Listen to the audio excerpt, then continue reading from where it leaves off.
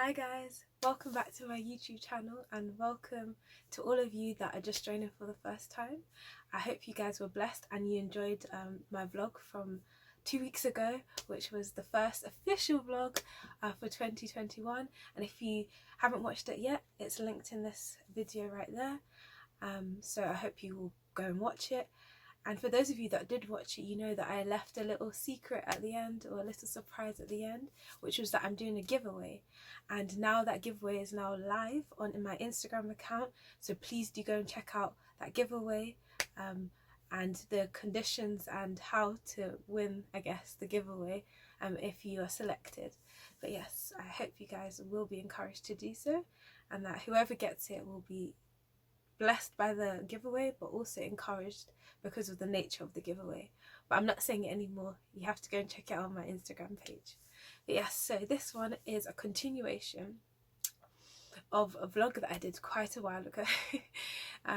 The vlog is called Belief is Key, so please go and check it out before viewing this one so that you'll know where I'm going with this one. And again, that is linked in this video too. But yes, I hope you guys are ready for what I have in store for today. And now this is my story. So as I said, this is a continuation of that vlog, and if you have not seen it, it's still linked in this video, so go and check it out. But yes, so after I'd finished my degree, I'd finished my driving, the next step I guess was to come back home, to come back to London. And it was kind of sad for me because I had made so many friends, great friends, they're more like family, in Preston, and it was kind of sad to leave them behind, but I really wanted to come back to my family because even though I had family there, it was really hard being away from home to study as well as being ill for the majority of my university time. So I just couldn't wait to come home. But before I left Preston, it was really nice because I had 2 weddings to go to, so that was a nice way to kind of close that chapter, I guess. And so I came back to London and I was like, okay, I'm not going to work, I'm just going to rest. And I planned to do that for a year, and that was the plan at least. And just to sort out my health as well, so that when I moved on to my next chapter of work, I would be in good health. And like a lot of you can probably understand from us all being in a pandemic, or at least most of us being affected by it, that being off work for a few days, for a few weeks, maybe even a month if we're going to stretch it, is not a bad thing. It felt really nice at first, getting that break and that relief. But as we all kind of know, after a while it starts to become too much because it's the same thing day in and day out. And basically that's what started to happen with me during my time of having a break from everything. And yeah, I started to feel really low, which I can kind of understand you may be feeling now as we're in this pandemic and going through it. And it's really started to make me feel down. I remember that my friends kept checking up on me and asking how I was, the ones from Preston. But yeah, they kept checking up on me, and I don't know about you, but sometimes it's so easy to put on a facade that you're okay over the phone or over a video or call or whatever, but when that person sees you in person, they can tell that something's wrong. But my friends are very intuitive because they knew that something wasn't right, so they were asking me about it. But I'm not one to try and complain all the time. I do complain. My family might say otherwise, that I do complain a lot, but I try not to. And I just kind of didn't want everyone to know that I was feeling a bit low, but I did tell them a couple of times that I was feeling low, but not to the extent that it was. And then I think kind of what made it worse is that, not worse, well, it did make it worse for me. It was a good thing for my friends that were doing it, but for me it made me feel even worse about everything. But a lot of my friends started to go to work because they were doing internships and work experience whilst they were at university, but because my health wasn't great and I was trying to balance that with university, I knew that I couldn't cope with both, so I didn't do any internships. But they kind of did internships, so they were ready for when work started, so they started working, and it really made me feel low. on top of being at home for most of the time. It even got to the point that I didn't actually want to leave the house. I just wanted to stay in the house, but then staying in the house made me feel worse. But my family are good in that way, because they would kept telling me to go out, and they would go out with me, but I was still like, oh, I don't really want to go. And because they were studying still, well, most of them were studying, some of them were working, it was kind of easy just to be at home and not anyone else know. And then it got to the point where I was sleeping in late, I couldn't be bothered to get up early, and then coupled with that was still the pain, my stomach pain too, so it was just making it really hard to do anything. But you know what, guys, God is actually amazing, because through the whole time I was praying about it, and I kept saying to God, you know what, God, I really want to get a job. I want it to be something where I can get out a bit more, where I have to get out of the house, so that I won't be stuck in the house feeling like almost depressed. And I remember I kept praying this, and I was praying for ages. I was like, God, please, forgetting, by the way, that I was still in pain. So I was like, I didn't really think that through when I was praying about wanting a job, because if I had to go out and work, then it would kind of be like how I was at university. But I think because I was so used to studying at university, I just wanted to do something. And then God is actually amazing, because I was searching for something. I was searching for various jobs, just trying to do something, to find something, even if it was part-time, just so I would get out of the house. And I came across this program called the Fast Laner program, and it kind of helps you to be more employable. So like skills of like interview tips, CV writing, cover letters, just amazing things. And we got, I think it was over 2 weeks, in October of that year, and like we were going through like various other workplaces and stuff to try and get a feel of what it is like to be in certain workplaces. So we went to software engineering companies and charity companies and stuff like that, and it was really great. And what made it even better is that I actually started to make friends there too, and some really nice people, really nice people that were in the same predicament as me, that they were struggling to look for employment. And yeah, it was just really nice, and I really enjoyed it thoroughly. And I was like, thank you, God, because it made me go out and do stuff during that time. But then when the 2 weeks stopped, it was kind of like, okay, again, I'm at home.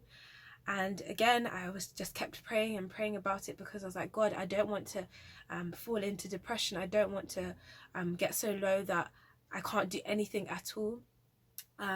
So I was praying about that, and then again, God blessed me with another opportunity. I found something to be a campus ambassador. At this point, I did not know what a campus ambassador was or what it entailed, but I was like, you know what, it's something that I can get money for, that will help support my family, so to help give some money to my mum and dad, just to help with general stuff, and just so that I had stuff that if I wanted to go out, I could go out. So I applied for it. I wasn't really thinking much of it. I was like, okay, God, hopefully I get it, but if I don't get it. I'm kind of used to being at home now, but God is amazing, because I did end up getting it. And I went to the basically when I went, it was to it was Hertfordshire University first, and I was just helping a company called Higher STEM Women, and I really enjoyed it. As much as I was in pain the whole time that I was there, I really enjoyed it, and it gave me a chance to speak like I love to do, if you guys don't already know that. So I think I got like 15 minutes of training just to know what to do, and then I kind of got left. And you know what, at first I was like, oh, I can't do this, but as I said, I really enjoyed it, and I thank God for that, because he gave me the confidence to speak about stuff that I wasn't even 100% sure about, but I really enjoyed that experience. And then so that was for a day, and then I was back home again, and that sad mist came back over me again, and it was started to get hard again. And then I got another call from the same people for the campus ambassador, and they were like, oh, can you come to Brunel University, so another university in London? And I was like, oh, okay. And I was excited about that, but the journey was very long. But yeah, so again I did the same thing and I enjoyed it again. I was very tired because a lot of the time we were standing up, I wasn't really sitting down, and with my stomach pains it kind of wasn't so great, but I thank God that I got through both of those times. And then again you kind of, I finished those two campus ambassador jobs, and then yeah, I was stuck at home again with the pain, and it just didn't feel great again. But as I said, God just keeps working. He keeps working because things were going well at church. I was really enjoying being at church, but the only thing is, because my stomach pains had been getting really bad, sometimes I wasn't staying the whole day at church, which I loved to do with my sisters, but I wasn't because of the pain. But God kept me going, and eventually I was starting to stay longer and enjoying it, and I just loved it. And then another opportunity arose. I actually didn't search for this one, but as I said, I was kept praying about having opportunities to come out of the house to do work because I wanted to work at this time now. And I just kept praying about it, and then God came through, because I got a phone call. And at first I'm really bad for this, but sometimes when I don't recognize the number, I'm like, I can't really be bothered to answer it, which is really bad. I'm really trying to work on that this year, guys. But I got a number, and then something told me to pick it up, so I picked it up. Then it was a woman from this company that I had never heard of, and she just said to me, "Oh, we saw your CV online, because you know what, if you're asking God for something, you have to be moving." So I put my CV out, and I got so this woman called me, and then she was speaking to me about it. And at this time I was just being myself, just talking, and lo and behold, I actually found out that I actually just had a phone interview. So I was like, okay, because she's like, "Oh, you did well on this first stage of the interview. We want you to come in for an assessment day." And I was like, wait, I just had an interview. I didn't even realize, like, I didn't prepare or plan properly. But God works in mysterious ways. He obviously knew. So at first I was like, yeah, it was a software engineering training / job, and I was like, I don't know if I'm fully like excited or to being that kind of role. But I was like, you know what, I'm a person that likes to try new things, and maybe this is God answering my prayer for something to do. So I went to the assessment day, and I was nervous because I don't know much about technology, I would say, but they seemed to really like me. I went through the interview that we had. So we had the assessment part of the day, then we had an interview. I went home, and then I think it was the next day they called me and they said, "You got the position. Will you be able to start in January?" But beforehand, so reverse back, sorry guys, they actually like sent a closing questionnaire survey kind of thing, and it was just talking about availability. So me being a Seventh-day Adventist, I said that I wouldn't be able to work during sunset hours, so Friday sunset to Saturday sunset. So I said, so I think the work finished at 5, but I said during the winter times that would be hard, because sunset on Friday gets to about 3:30. So I explained that I wrote that in the survey thing, and then they rang me about being available for January. Then they said, "We saw though that your availability on Friday may change."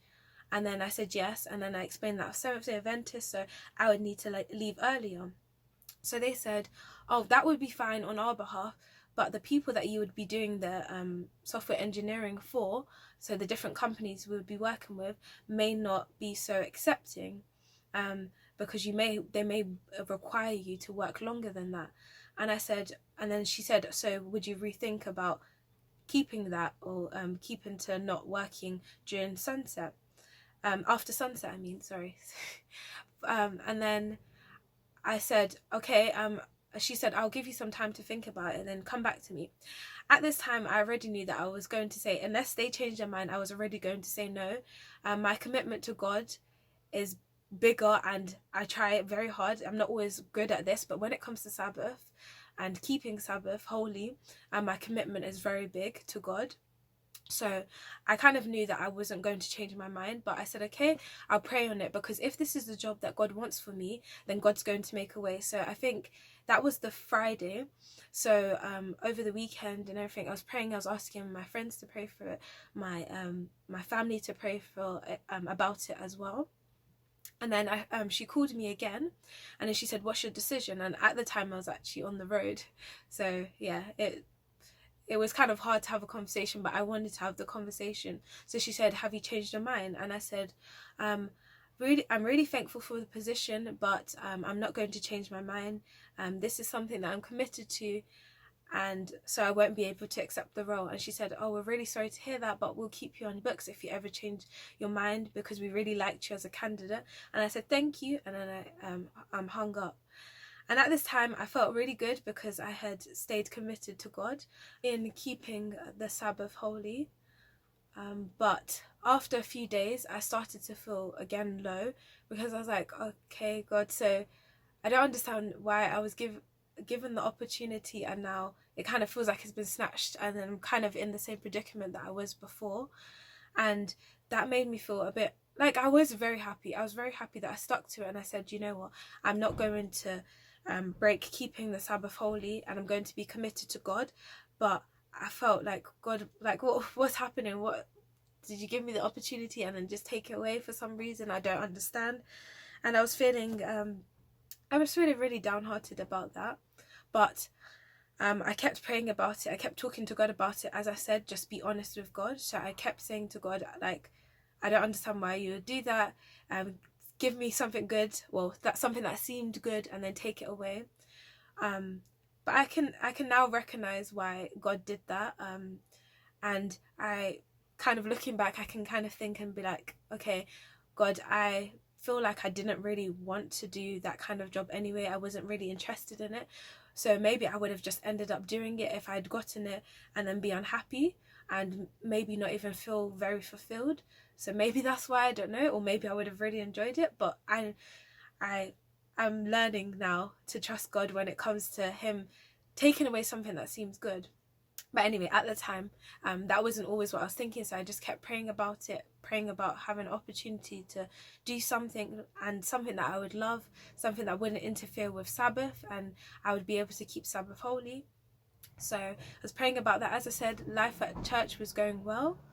And I was really enjoying it. I actually started teaching a class for Sabbath school, so one of the children's classes, so just teaching them and doing the lesson study and studying the Bible with them, and I was really enjoying that.